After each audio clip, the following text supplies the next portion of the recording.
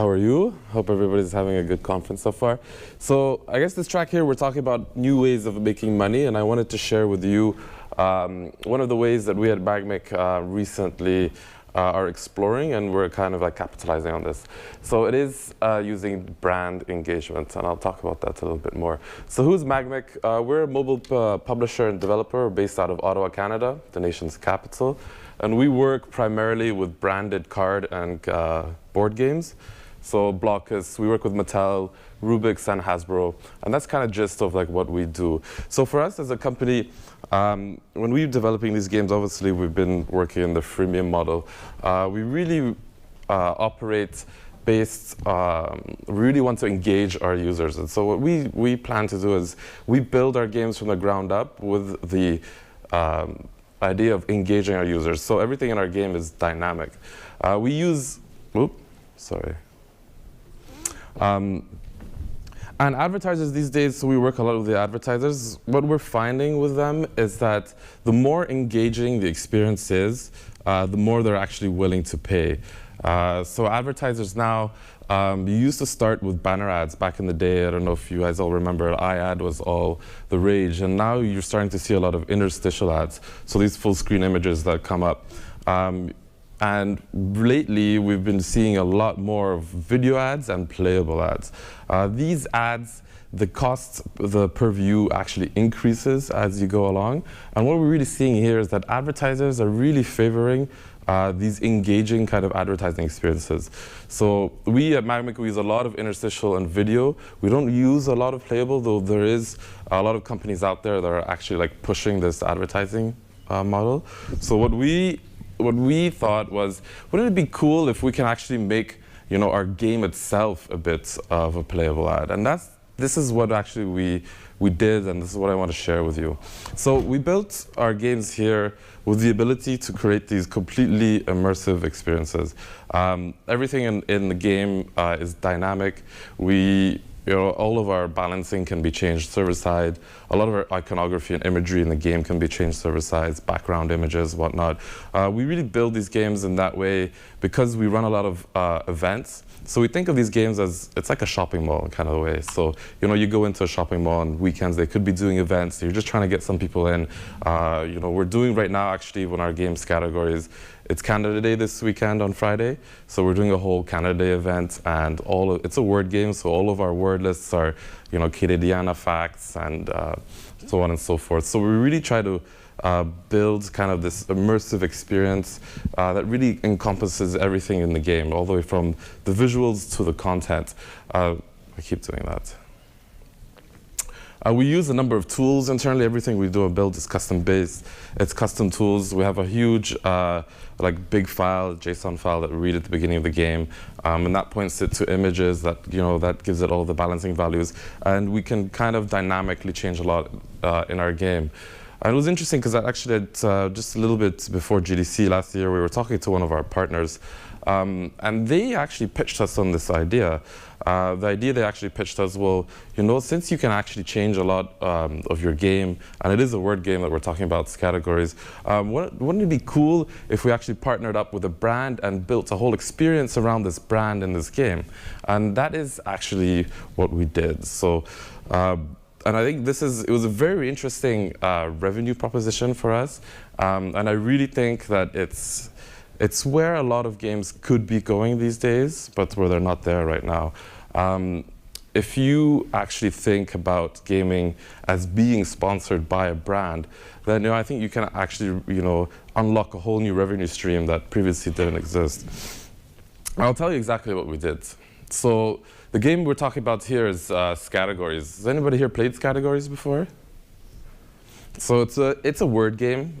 Basically, you're given a list of categories. You have a letter to choose from. So let's say it's the letter B. Everybody goes around trying to guess, starting with the letter B, a word that fits in that category. And whoever has the most answers basically wins.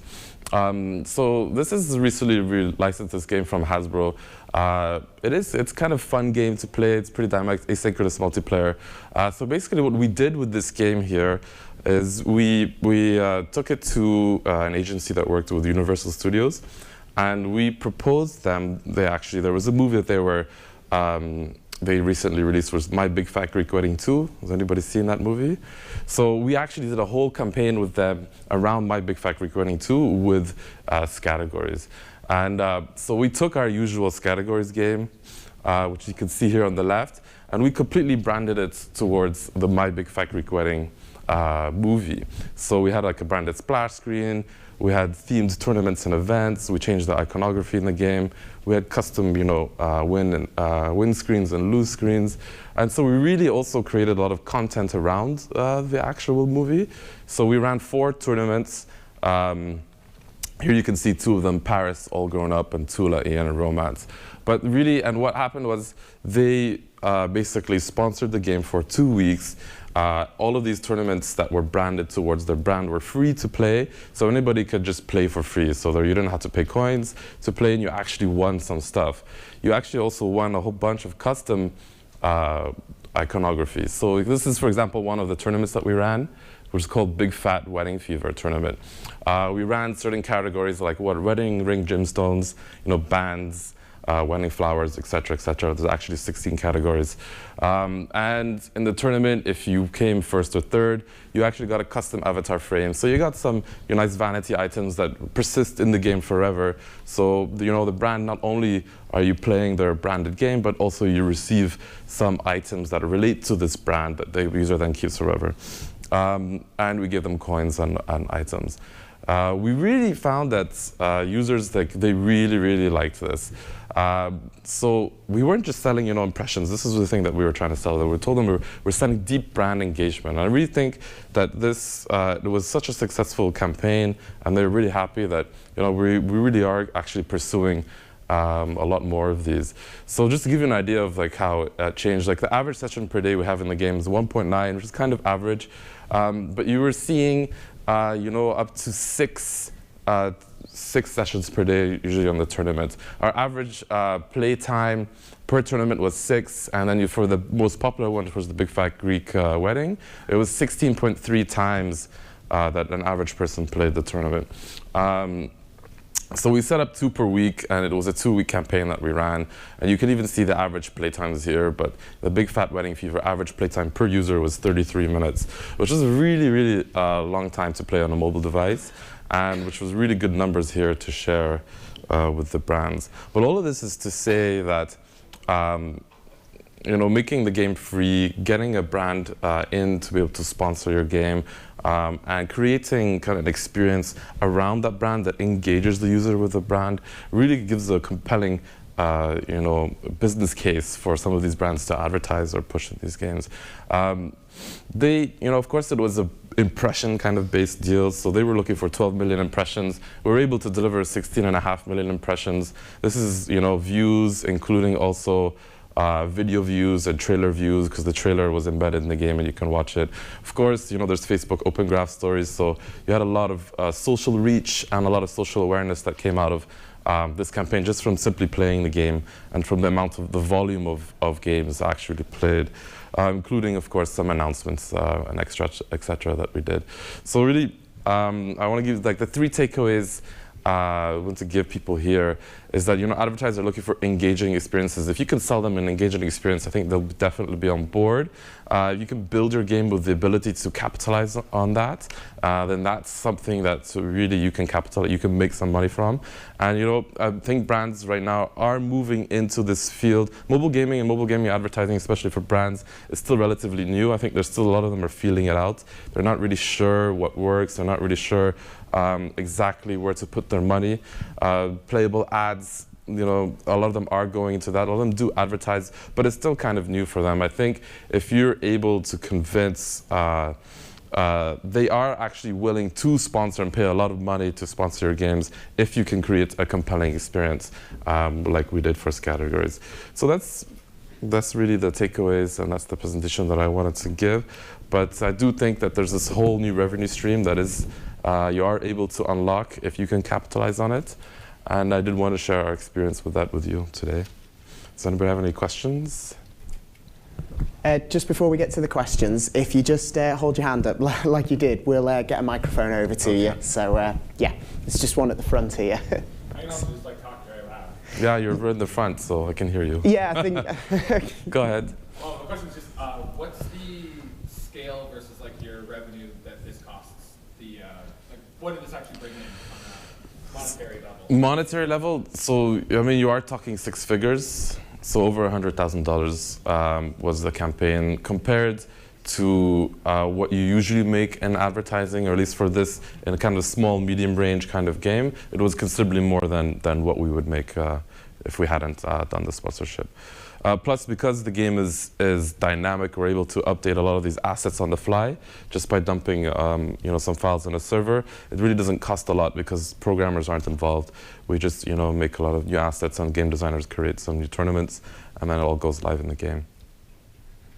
Any other questions? Yeah, thank you. I guess you guys discovered that there would be some overlap in the demographic between your game and this brand, and I was just wondering Yes. how you went about figuring that out, as well as how you set up the conversation with the brand. So we know our demographic very well through analytics, through Facebook. There's a lot of Facebook logins, so we can kind of grasp who our demographic is. And so when we're actually pitching this to the agency, that was part of the conversation, and they did actually choose a movie that fit the demographic. But not only that, we do license these brands from other companies such as Hasbro, which is this one, and so they're also very sensitive to the kind of stuff that you can actually put into the game.